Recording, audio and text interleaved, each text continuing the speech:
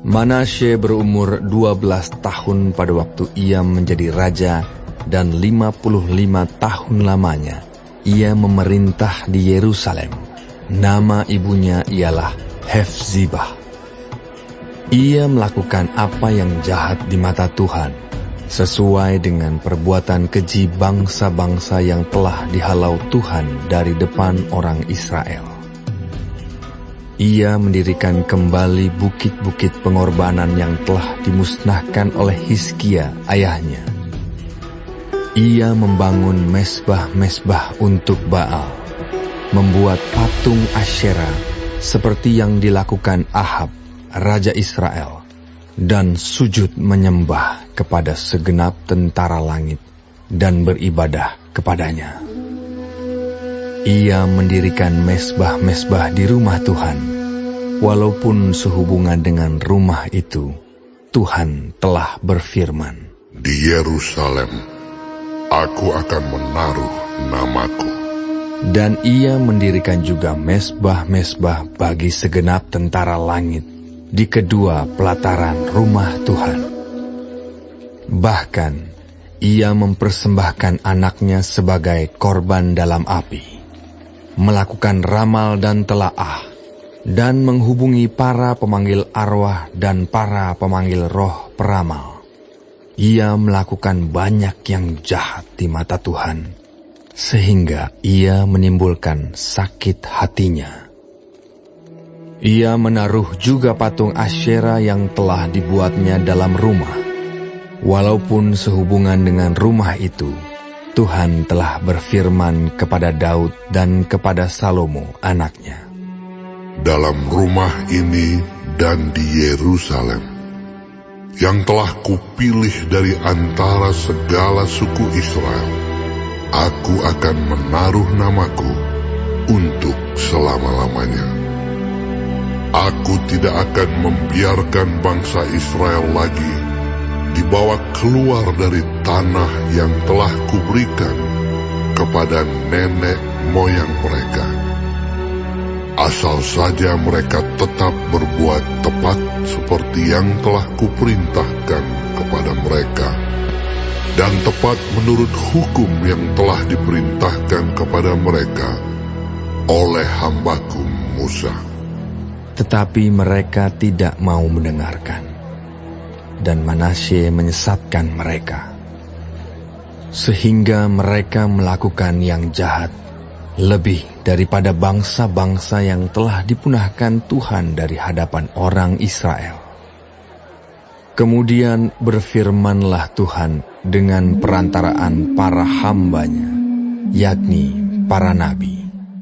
Oleh karena Manasye, Raja Yehuda, telah melakukan kekejian-kekejian ini, berbuat jahat lebih daripada segala yang telah dilakukan oleh orang Amori yang mendahului dia, dan dengan berhala-berhalanya, ia telah mengakibatkan orang Yehuda berdosa pula.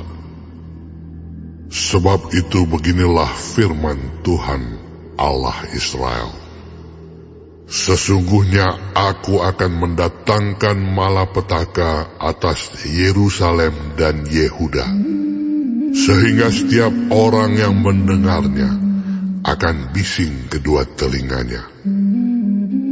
Dan aku akan merentangkan atas Yerusalem tali pengukur sama seperti atas Samaria, dan tali unting-unting sama seperti atas keluarga Ahab.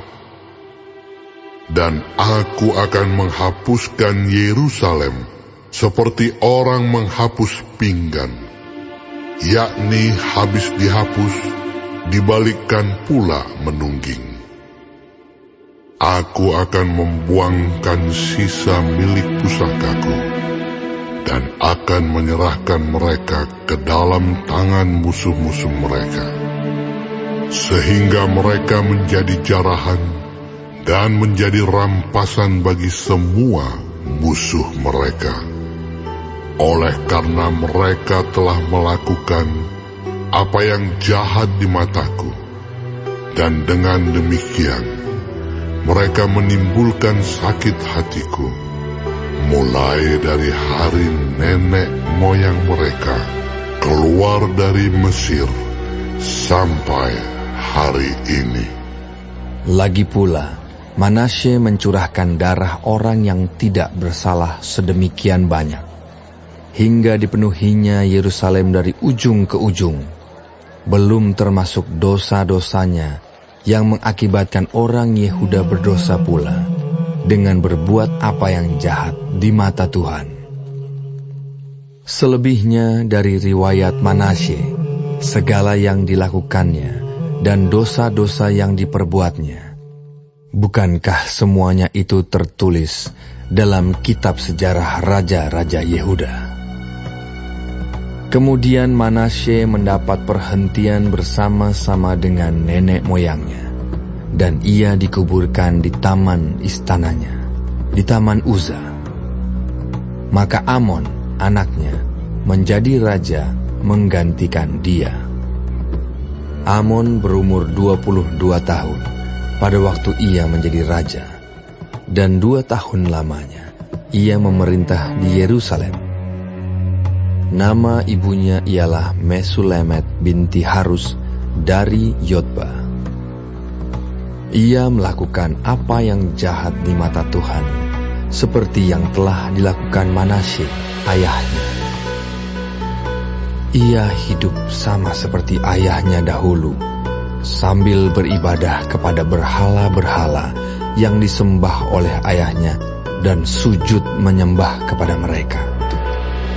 Ia meninggalkan Tuhan, Allah nenek moyangnya, dan tidak hidup menurut kehendak Tuhan. Dan pegawai-pegawai Amon mengadakan persepakatan melawan dia dan membunuh raja di istananya. Tetapi rakyat negeri itu membunuh semua orang yang mengadakan persepakatan melawan Raja Amon.